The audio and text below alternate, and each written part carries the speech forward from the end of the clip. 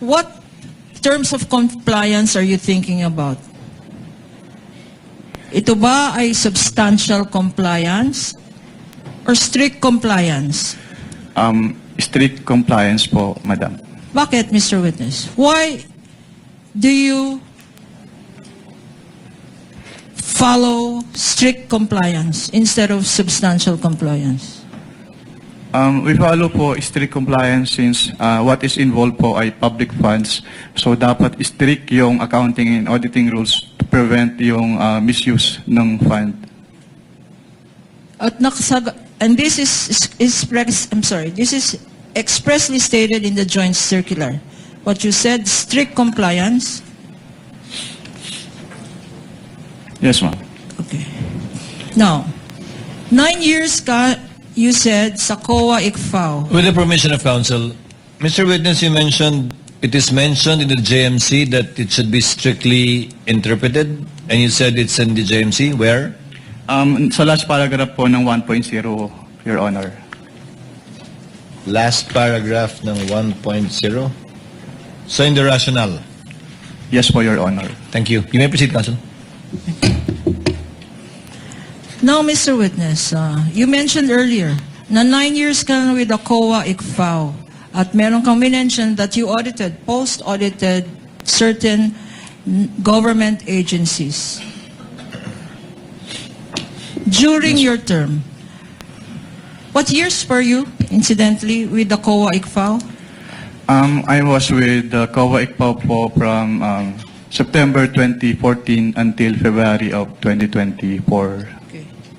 In this period of time, from 2014 to 2024, could you tell us how many vice presidents have you audited?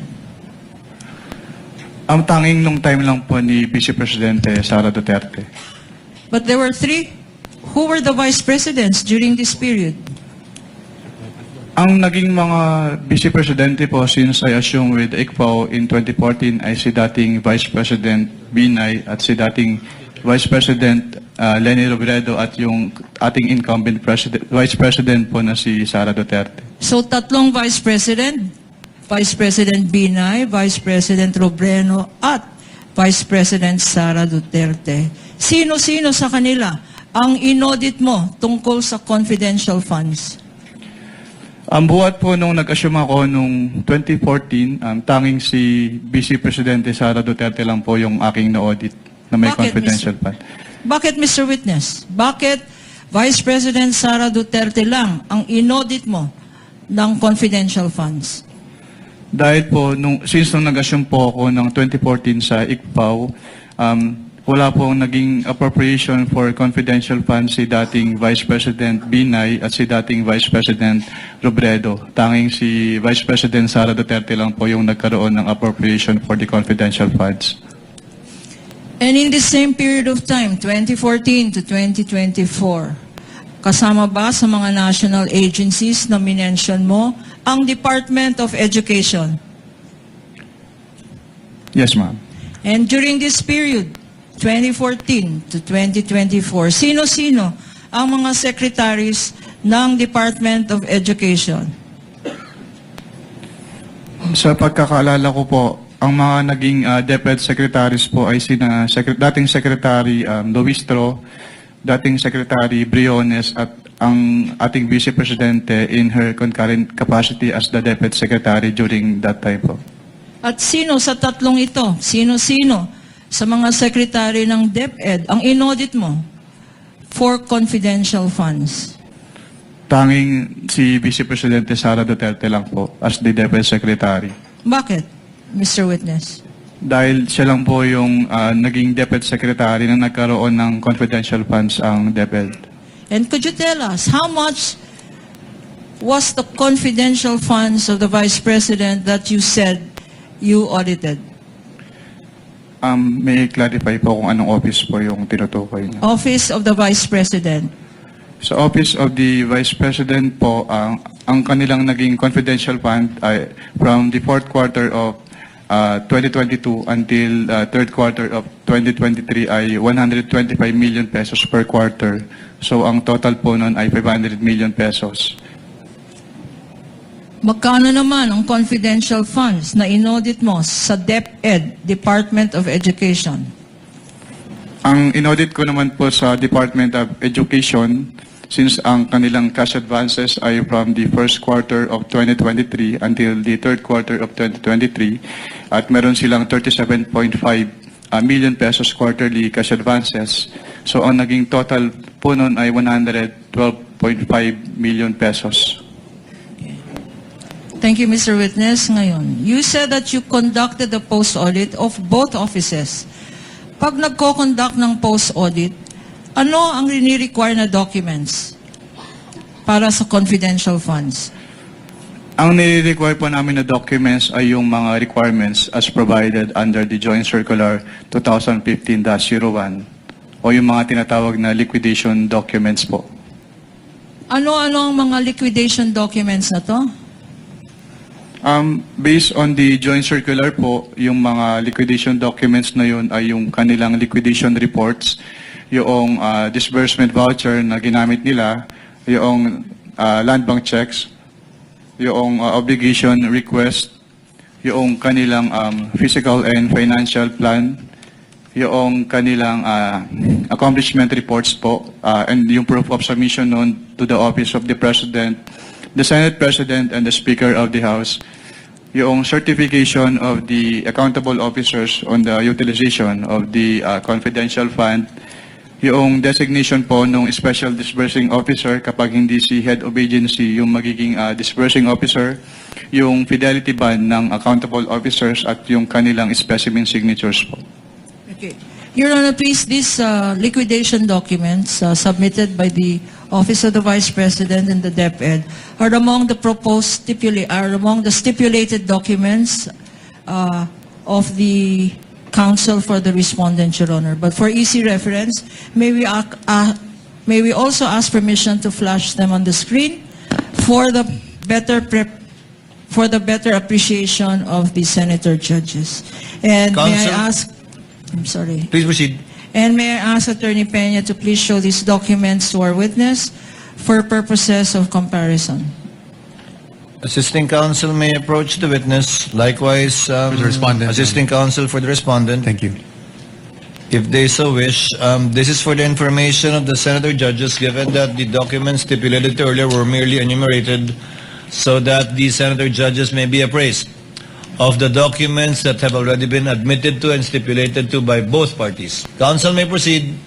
Thank you, Your Honor. Since stipulated, there's no need really to compare. But I am showing now to you, and this is being flashed on the screen with the kind permission of presiding judge, a copy of a fiscal financial plan approved on December 13, 2022, marked as Exhibit P-1-14 for the prosecution. And likewise, for the record, on the part of the defense, marked as D-1-23-OVP. That's Yes, correct, sir. Your Honor. Yes, Your Honor. Will the witness please respond? Okay. Sa bottom portion, give me a look. Sa bottom portion,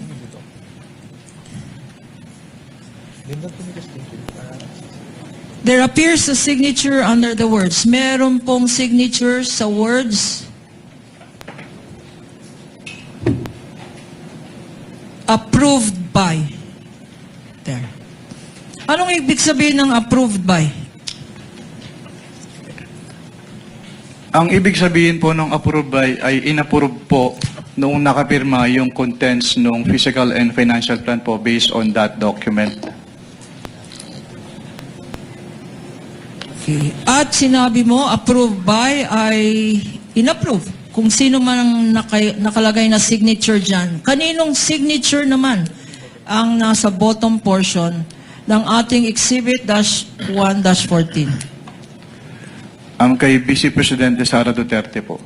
Why are you familiar? Bakit mo kilala? Bakit mo alam ang signature ni Vice President Duterte? Dahil among their submissions po ay yung kanilang specimen signatures at kasama po doon yung specimen signature po ni Vice President. At yung kanyang pirma po doon sa specimen signature submitted ay kaparehas po ng pirma niya dito sa physical and financial plan na ito. Pinakita sa iyo ang isang physical financial plan which you said is a faithful reproduction of the submissions. And this is now being shown on the screen. Ano ang observations mo dito sa physical and financial plan approved on December 13, 2022?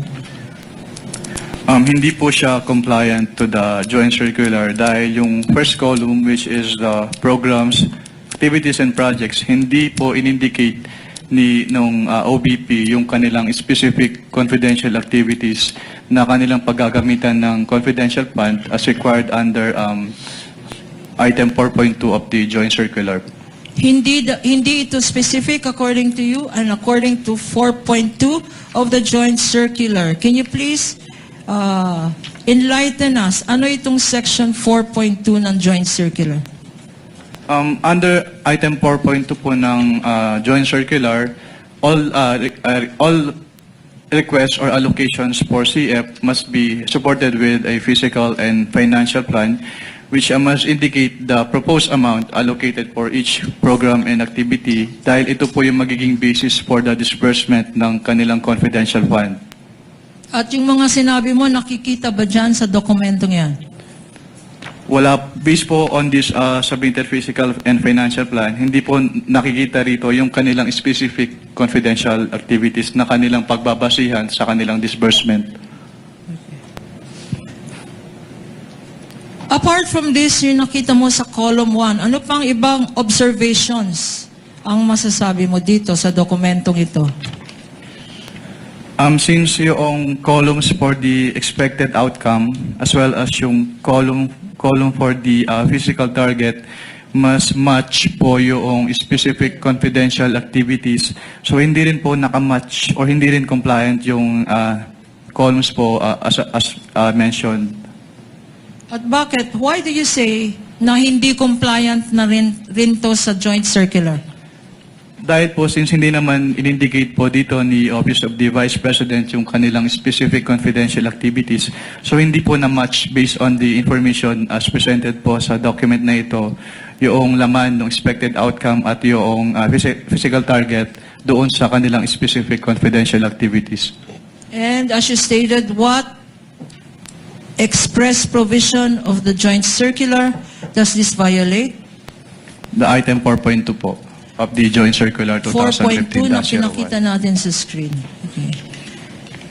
Our next document, Mr. Witness, which we shall show you, is now a certified true copy of Land Bank of the Philippines check number 00002444027, dated December 20, 2022, Exhibit P-1-11-A, common exhibit of the defense as well.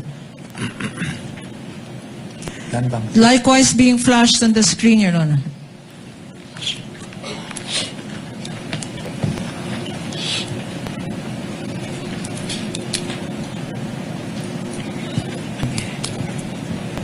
Mr. Witness, what is the significance?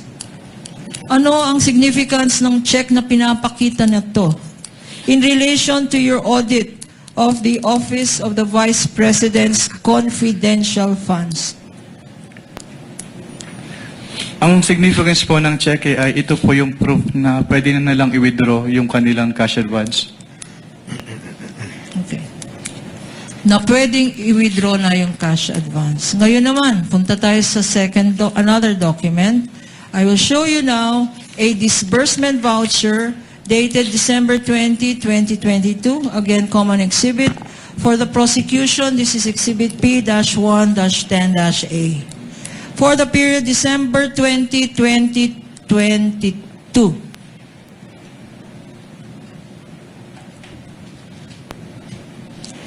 In the middle of this document,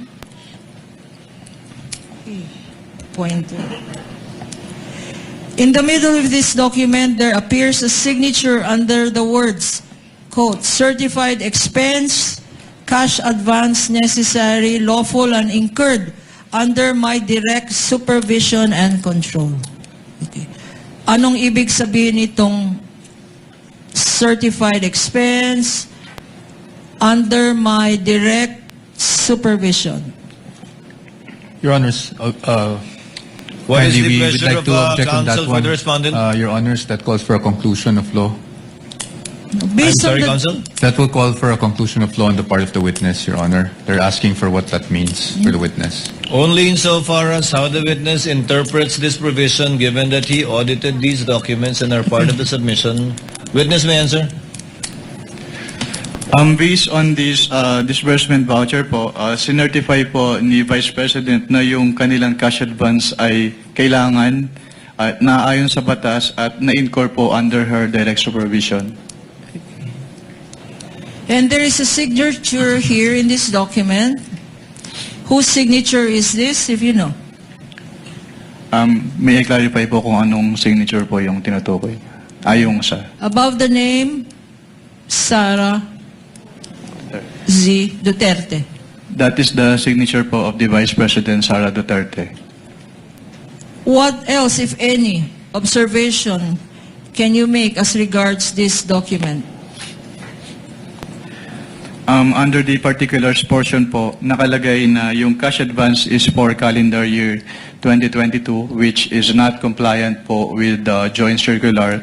Since under the joint circular po, the disbursement voucher shall state the duration of the implementation of the project. Pero since this cash advance is for the fourth quarter 2022, so hindi po tama yung nakalagay dito na yung cash advance is for the calendar year 2022. At ano naman again? Ano ang violation nito sa joint circular? May I refer po to the joint circular, Your Honor, for the specific provision. Witness may refer to the joint circular previously marked.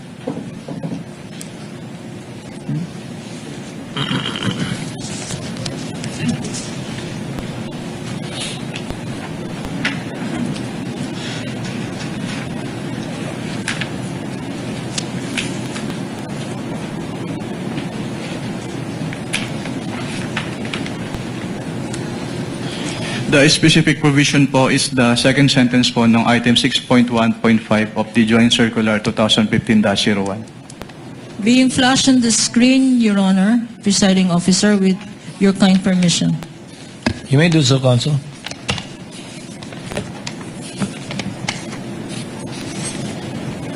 Can you read for the record 6.1.5? 6.1.5 of the joint circular, cash advances shall be limited to the requirements for 3 months.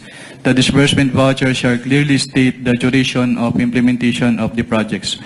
If the implementation of the project will extend to more than 3 months, additional amount may be granted only after the liquidation of the previous cash advance.